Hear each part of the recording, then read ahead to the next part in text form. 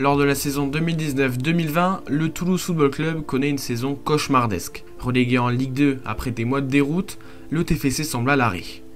Mais contre toute attente, cette relégation va devenir le point de départ d'une transformation spectaculaire, avec l'arrivée de Redbird Capital Partners, un fonds d'investissement américain, et du nouveau président Damien Comolli. Le club met en place une nouvelle stratégie de recrutement basée sur les data et une gestion sportive innovante. 3 ans plus tard, le TFC est de retour en Ligue 1, remporte la Coupe de France et fait une belle aventure européenne en 2023.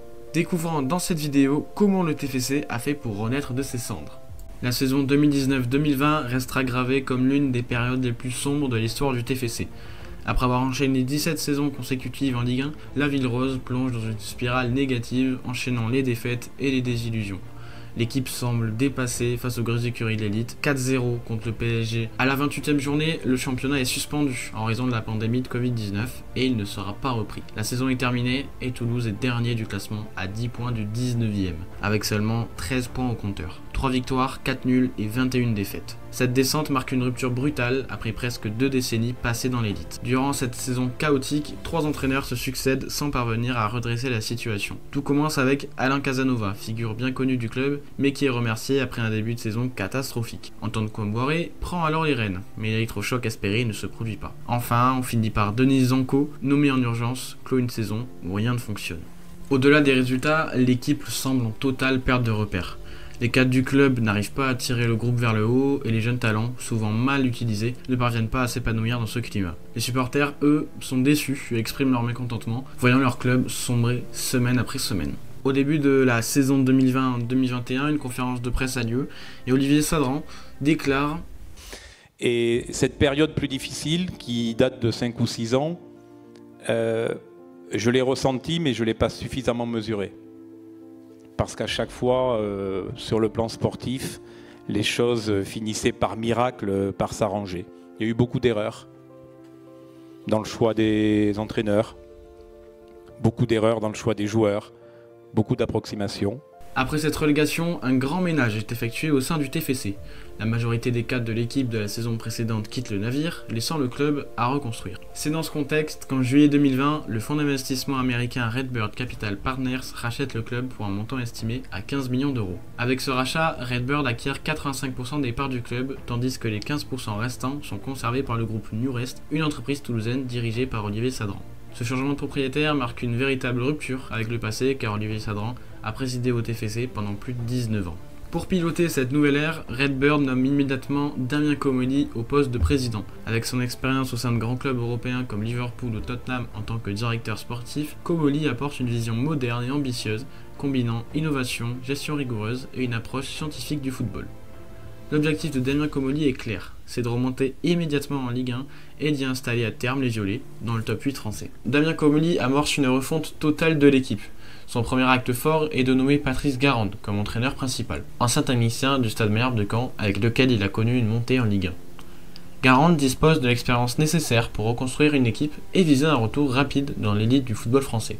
Sous l'impulsion de Comolli, le TFC se dote d'une méthode innovante en France, l'utilisation des data pour opérer des joueurs prometteurs mais sous-évalués sur le marché. Inspiré des modèles réussis de clubs comme Brentford ou Midtjylland en Angleterre, cette approche permet de recruter des profils à faible coût mais avec un fort potentiel de développement sportif et financier. Cette stratégie s'illustre dès les premières recrues, parmi elles Maxime Dupé, gardien expérimenté formé à Nantes, arrive librement et s'installe durablement comme un leader du vestiaire. Mais c'est principalement dans le milieu de terrain et l'attaque que les recrutements toulousains marquent les esprits. Recruté pour seulement 300 000 € en provenance de Grabschap, Branco van den Bomen incarne parfaitement la vision de Comolli. Inconnu en France à son arrivée, il devient rapidement l'un des joueurs clés du TFC. Doté d'une technique remarquable et d'une vision de jeu hors pair, il s'impose comme le métronome de l'équipe. Van den Bomen ne se contente pas de briller sur le terrain, il devient un pilier du projet sportif. Exemplaire par sa régularité et son impact dans les grands matchs, le ballon passe tout le temps par lui. En attaque, l'anglais Richili, repéré aussi grâce aux data et recruté gratuitement, s'avère être un véritable coup de génie. Avec sa vitesse, sa capacité à se positionner intelligemment et son efficacité devant le but, Ili est un attaquant redoutable en Ligue 2. A ses côtés, Stijn Spierings, un autre milieu de terrain qui arrive en provenance d'Hongrie pour 500 000 €, s'impose comme un joueur polyvalent et essentiel au milieu de terrain. Doté d'une grande endurance et d'une qualité dans la récupération, Spierings est le complément parfait de Van den Bomen. Le recrutement de Brej Deyaguirre, milieu belge expérimenté, apporte une dimension supplémentaire au TFC. Capitaine sur le terrain, il incarne l'équilibre entre jeunesse et expérience. Sa capacité à organiser le jeu, à motiver ses coéquipiers et à peser dans les moments clés en fait un leader naturel. Bien que ses statistiques soient plus discrètes, son impact sur l'équipe est immense. En plus des recrues ciblées grâce à la data, le TFC s'appuie sur un centre de formation particulièrement productif.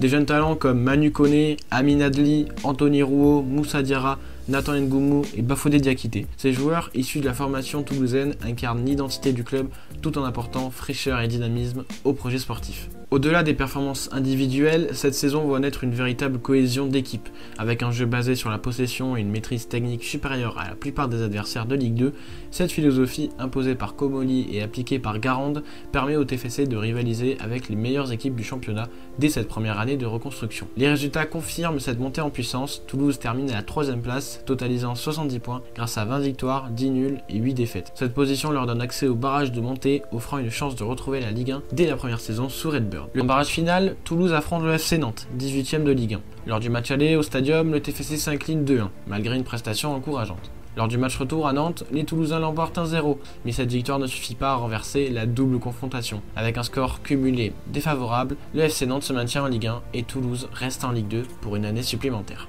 Ce match retour des barrages a suscité de vives réactions côté toulousain concernant l'arbitrage de Willy Delageau. Les supporters et dirigeants du TFC ont particulièrement critiqué une situation controversée survenue à 10 minutes de la fin du match. Une main nantaise dans la surface de réparation qui a été oubliée. À la fin du match, le président Damien Comolli a exprimé sa colère face aux arbitres de la rencontre. Vous nous avez volé la montée.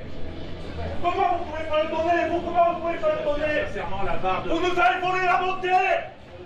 Scandaleux vous avez été. Scandaleux. Qu'est-ce que c'est ce truc?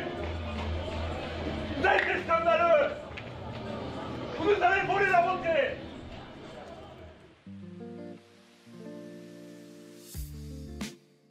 Après la déception des barrages face à Nantes, le TFC aborde la saison 2021-2022 avec ambition et détermination. Sous la direction de Philippe Montagnier, nouvel entraîneur nommé à l'été 2021. Le club conserve sa stratégie axée sur les datas et les jeunes talents de son centre de formation pour construire une équipe compétitive.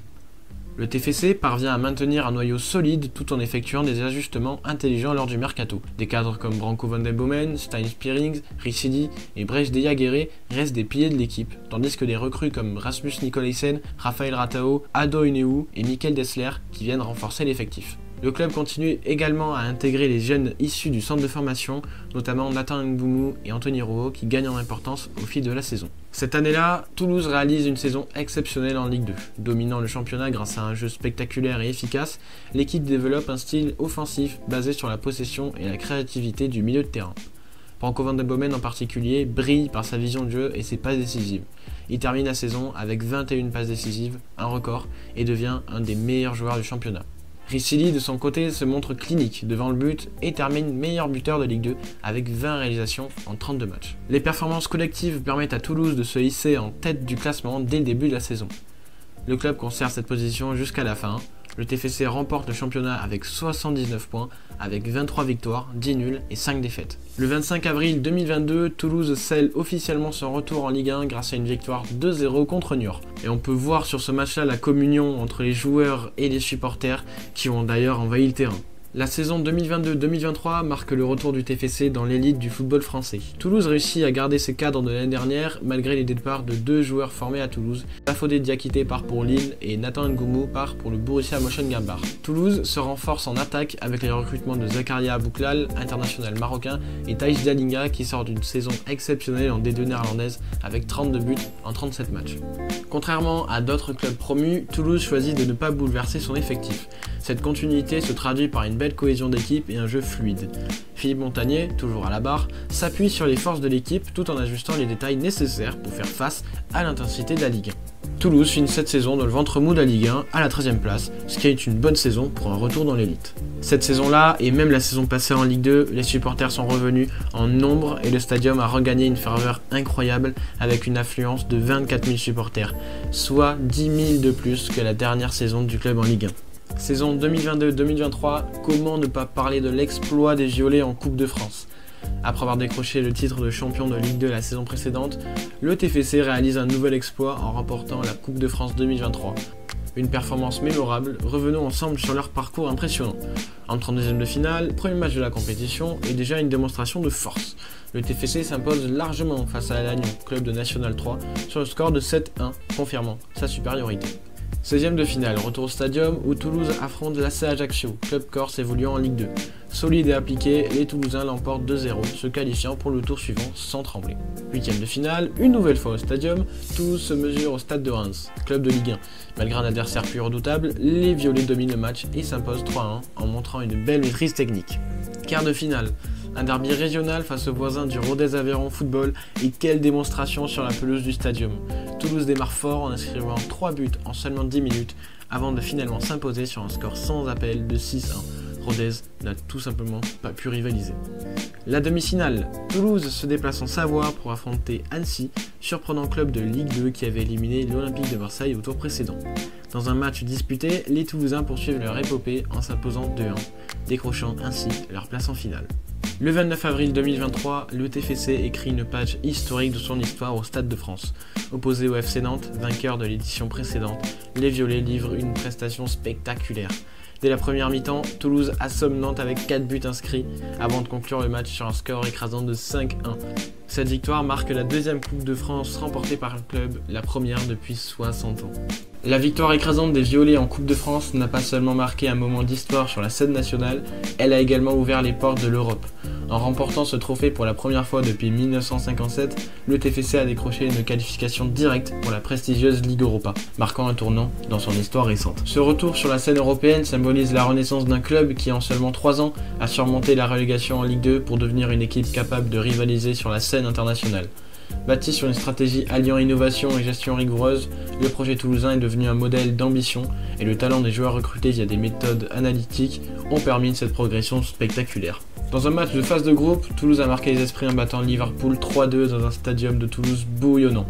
Ce triomphe mémorable s'est joué grâce au but de Tej Dalinga, Franck Magri et Aaron Donum, mettant en lumière l'efficacité et la résilience du groupe face à l'un des géants européens. Liverpool, malgré un but contre son camp de Caceres et un autre but signé Diogo Jota, n'a pas pu défaire l'élan des Toulousains. Cette victoire symbolise l'aboutissement du travail acharné du club, renforçant son image sur la scène internationale. Cette performance européenne incarne bien plus qu'une victoire sur le terrain. Elle illustre la solidité du projet sportif et la capacité du TFC à s'imposer face à des équipes prestigieuses. En quelques années seulement, le TFC est passé d'un club en pleine crise à une équipe respectée aussi bien sur la scène nationale qu'européenne.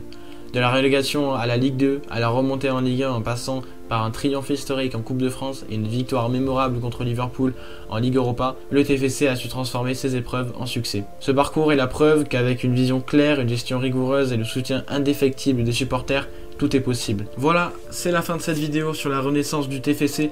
Je vous remercie de l'avoir regardé en entier. N'hésitez pas bien sûr à vous abonner à la chaîne pour ne louper aucune autre vidéo. Et dites-moi dans les commentaires si vous avez des idées d'histoire que je pourrais aborder dans une prochaine vidéo. N'hésitez surtout pas. Merci encore à tous et à bientôt.